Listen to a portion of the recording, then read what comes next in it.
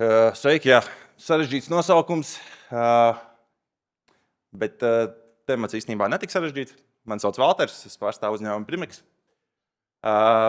Primex jau ir labi zināms uzņēmums, un šodien es pastāstīšu bišķīt, ko mēs daram un kāda ir mūsu filozofija, vai daļa no mūsu filozofijas saistībā ar CO2 un šo te izmešu samazināšanu.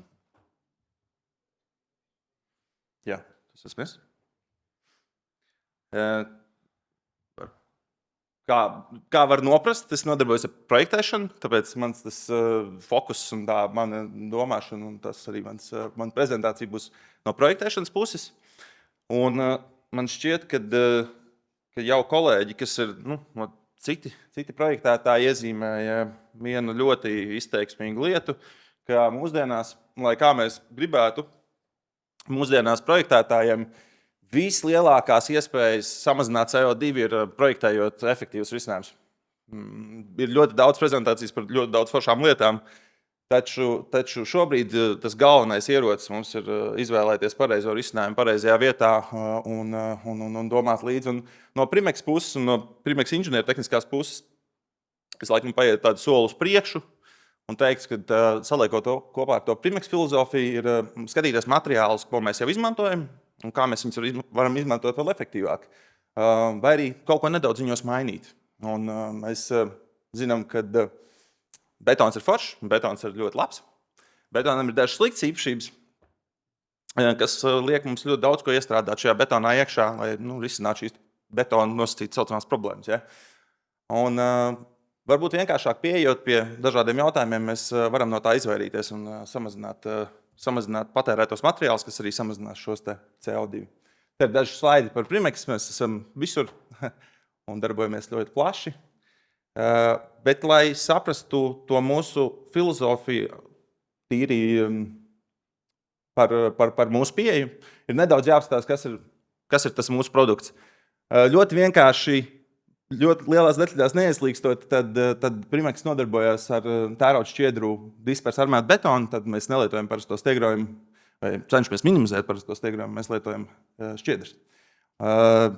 Tas efekts ir ļoti vienkārši skaidrojums. Kreisajā pusē šeit ir divi attēli, kas būs pilnīgi visiem, kas ir vispār saskārušies ar jebkādu veidu projektēšanu, vai vispār kaut ko zina par betonu. Viņi ļoti labi zinās šos attēlus.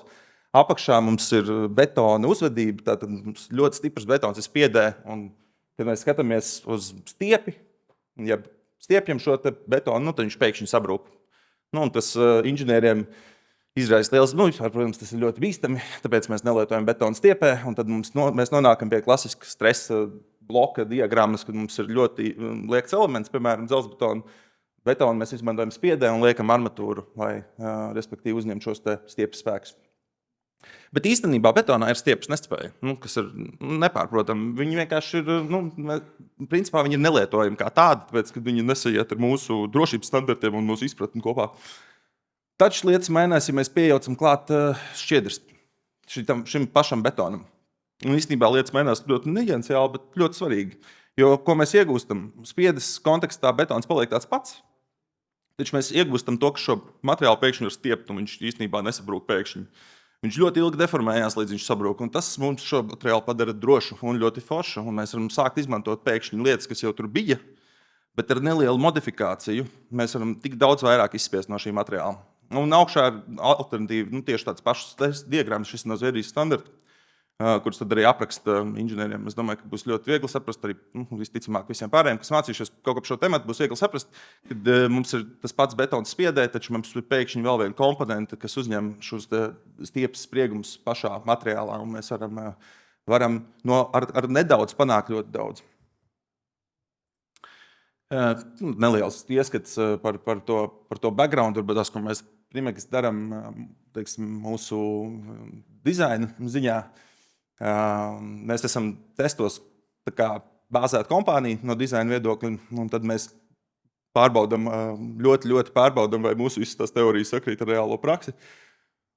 Šeit ir labs salīdzinājums no galīgo elementu programmatūras, kur mēs tur respektīvi spējam panākt tieši tāds pašs rezultāts, un kā ir testi dzīvē, un varam būt efektīvi, un īstenībā caur šo efektivitāti mēs arī varam izteikti vairāk samazināt šīs CO2 izmešus nekā, teiksim, citos ceļos, vai varam palīdzēt un kopā strādāt visi. Par pašu Primex vēl tehnoloģiju, ne tikai šķiedrs, bet mēs saviem betonam liekam klāt arī speciāli piedevu, kas šo betonu izpleš. Šīs šķiedras šo izplešanos aiztur, un viņš principā uzspriedzās. Ļoti līdzīgi kā priekšsaspiegtie elementi vai arī pēcsaspiegtie elementi, tas princips ir ļoti identisks. Un, tie spēki ir mazāki pēc būtības, bet efekts ir ļoti līdzīgs. Un mēs iegūstam stingrāku konstrukciju. Un atkal mēs nedaudz modificējot esošo, varam iegūt lielu efektu. Šeit ir nedaudz informācija par pašiem datiem, respektīvi par šiem sprieguma apjomiem, cik mēs varam iegūt lietojot savus piedevus un savu betonu. Un pie tā pieminot no šī paša CO2 rakursa stāsts par šīm piedevām ir tas, ka tātad, izmantojot šīs piedevas, mums ir šie kristāli, kas izplašās, uzspriedz šo betonu, bet paralēli viņi arī īstenībā aizpilda poras. Un mums ir mazāk poru betonā. Un atkal ir tas, ka šis betons kļūst ūdens necaurlaidīgāks, un mēs iegūstam vēl vienu ekstra efektu, ka mēs atkal izmantojam tikai vienu lietu vairāk problēmu risināšanai. Un tādējādi mēs nonākam pie tā, ka mums nav jāizmanto papildus piedevas, kas ir jauns CO2, un tas ir tā kā nebeidzamais ritenis pa lielam. Mēs tikai gāžam iekšā tajā betonā vēl un vēl un vēl, bet tas efekts, tad mēs, un pēc tam mēs sainamies ar sakām pēc idejas. Bet, ja mēs tās problēmas risinām jau saknē, tātad spriedzam to betonu, mazinam plaisas, pildam poras, tad ar nelielu pieaugumu mēs varam panākt lielu efektu. Un tālāk es parādīšu konkrētu projektu, kas ļoti interesants projekts.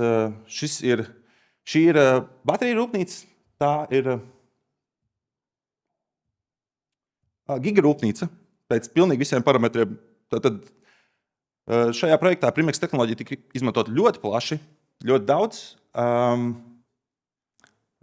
Šī rūpnīca 170,000 kvadrātmetru liela. Šodien es stāstīšu par konkrētu vienu risinājumu, kas ir pārseguma plātnes, kur tika izmantot Primex tehnoloģija. Un tie bija 86,800 kvadrātmetri. Karkas ir metāla, šeit ir kompozītais pārsegums. Es domāju, ka cilvēki, kas strādā šī industriālajiem projektiem, zinās, kas šis ir. Nedaudz dati. Ļoti interesants projekts.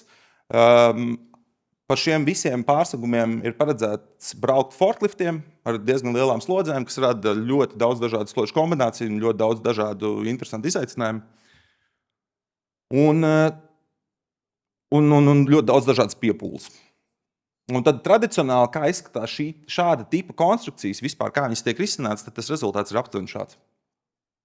Un tur mums ir viss iespējamais. Mums ir stiegrojums, lai mēs uzņemtu tādu lietas momentu, tur ir šķērspēks, vērps, caurspiešanas, viss iespējamais. Un papildus tam tas viss kustās, jo tā rūpnīca dzīvo. Un tās slodžu kombinācijas ir ļoti daudz un dažādas. Un viņas ir kritiskas. Respektīvi, ir ļoti daudz slodžu kritisku kombināciju uz katru no šīm lietām.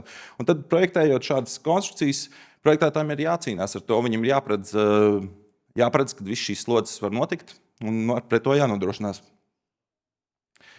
Tad šajā konkrētajā projektā mēs no šī pārgājām uz šo. Tas ir reāls, labajā pusē reāls attēls no šī objekta. Tā kā būvniecības periodā būs rasējums, kas nedaudz labāk ilustrēs, bet pēc būtības mēs izmantojot savu betonu, aizstājam šīs trīs galvenās kompetences, teiksim tā, un optimizējām vēl vienu ceturto komponentu, kas dzen šo stiegrojumu apjomu. Un tur mēs risinājumu vienkāršojām un atstājam nedaudz stiegrojumu principā, lai pēc būtības nebūtu jāpalielina krietni fibru dozācija pilnīgi visās zonās.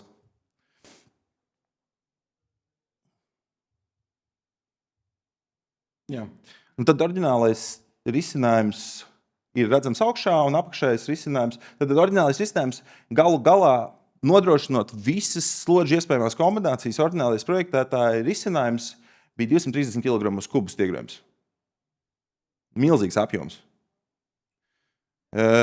Ieskaitot arī īstenībā ļoti svarīgi faktori, kas ir attālums starp deformācijas šuvēm, jo tur šuvas nedrīkst likt, kurš grib šādās rūpnīcās.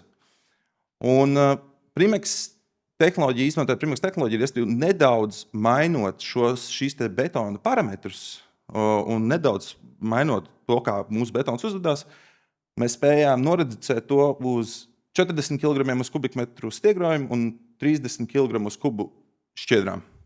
Un mūsu izplašanās piedevu, protams.